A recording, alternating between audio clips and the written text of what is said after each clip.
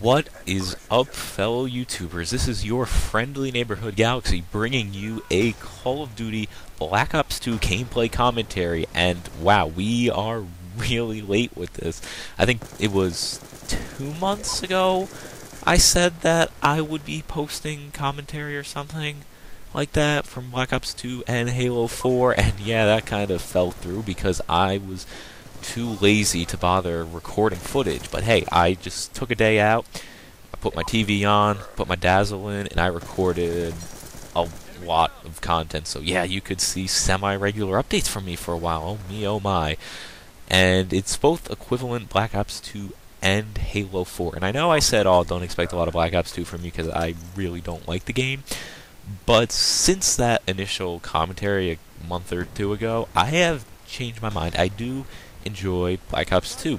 I don't love it, like it's no Halo 4, that's for sure, but I recently started playing with a friend or two friends, I guess depending on who's online, but I always play with at least one other person, and the game becomes significantly more enjoyable if you have one other person who has a head on their shoulders, who isn't doing absolutely terrible, who you know will collect tags, throw up UAVs and counter UAVs, and, you know, VSATs when the opportunity arises, who doesn't run, you know, dog swarm, and, like, is running around 360 no-scoping for their montage, or friggin' Call of Duty teammates.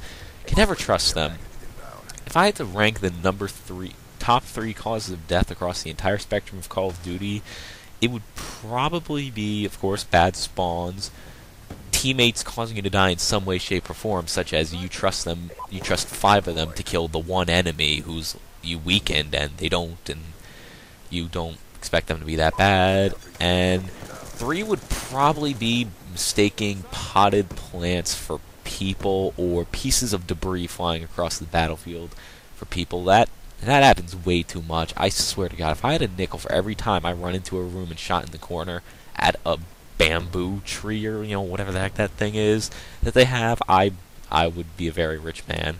I'd make that mistake way too often. But anyway, we are playing on carrier, obviously, with the HAMR, an LMG. Yeah, an LMG. How many times do you see that? Normally when people post friggin' gameplays of Black Ops 2, they're running around with their PDW silencer suppressor. Like, yeah, that's real impressive. Above 50-round death machine with, like, no flaws whatsoever. Whose idea was it to say, hey, like, the PDW's lacking in some area, let's make it so that they, you know, it has 50 rounds, because it doesn't do, like, a lot of damage or something. Like, whose idea was that? The PDW's not lacking in any area. Why does it need 50 rounds? But anyway, I digress. So, LMGs, why? Nobody uses LMGs in Call of Duty really ever, except for COD 4 RPD, Black Ops 1 M60. God, Black Ops 1 M60, big ammo, oh, so much fun. Nuketown demolition, hard and spray through the wall. Oh man, so many multi-kills.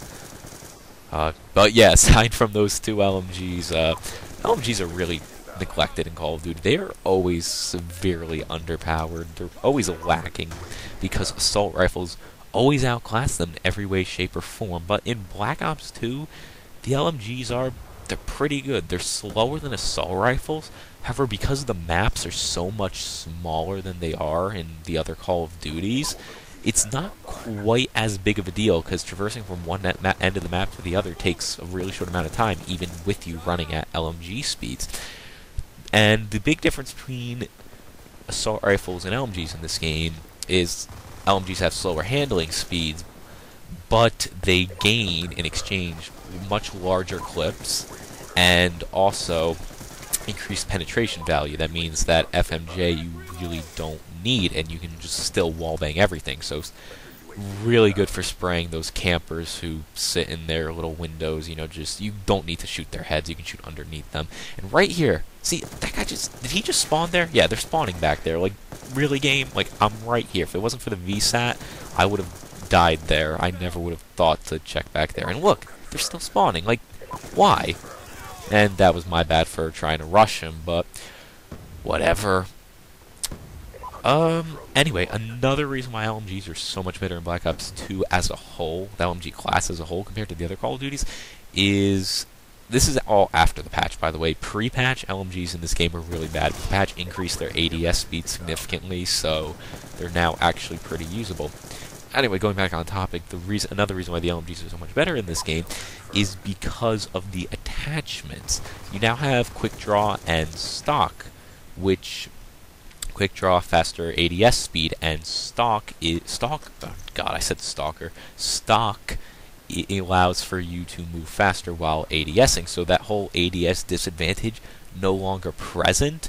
Really, the only handling speed disadvantage for using LMGs is the run speed, and as I said, combined with the smaller maps, that isn't a huge problem. Of course, this did exist in Modern Warfare 3 in the form of Stalker. However, having it as an attachment really does work out better, and also, LMGs in Modern Warfare 3, I think they were pretty bad. To be fair, I really don't know. I didn't really use the LMGs in Modern Warfare 3. In Modern Warfare 3, I exclusively used shotguns. I got all of them gold camo. Oh god, that was not fun. You just try using like the AA-12 or the Model 1887. Just try and use it until you get range and damage, and it's not fun. It's not fun, especially this was before the patch, like before the USAS and everything got buffed, and this was also before they started coming out with double weapon XP weekends, so yeah, it was not fun. Probably one of the reasons why I hate Modern Warfare 3 as much as I do. But hey, what you gonna do? Anyway, back to Black Ops 2 and the LMG. So the LMGs are pretty good. The HAMR is the one I'm using right now, and I'm not using the HAMR because it's my favorite, but rather because this was captured during a weekend when I exclusively used LMGs. I got them all up really high. In like one weekend, I used them enough to get them all like over halfway complete up to Silencer, I think. So, yeah, works out really good. Also, Silencer on LMGs in this game, never underestimate it, because the damage drop-off on LMGs is so insignificant that, you know, the big disadvantage for using a suppressor would be lower penetration, even though you still have the increased base penetration value. You know, without the penetration, LMGs kind of just then would become assault rifles with bigger clips, and not really worth it in my opinion, though I know a lot of people who have a lot of success using LMGs with suppressor, but I am not one of those people. Besides, I always run primary gunfighter with my LMGs because there are so many good attachments. I use for a lot of them Quick Draw, Stock, and a sight. This is actually the first game not the first game I've ever, but the first game I've really liked the holographic sight. I think in this game it's like EOD text sight or whatever, but it's the holographic sight in every other game, the one that gives you increased zoom but decreased peripheral vision. I don't know why, it kind of just seems to click with the LMGs really well, because LMGs are a bit more long range than the assault rifles and everything. I don't know. But yeah, so the game is winding down right now. Final score was 29 kills, 3 deaths, and right there I could have gotten a quad spray. That was kind of depressing. But yeah, 29 kills, 3 deaths, so, you know, good KD, and a decent number of tags considering I was moving at the speed of a turtle. So yeah, I hope you all enjoyed this little gameplay, and Galaxy out. See you soon.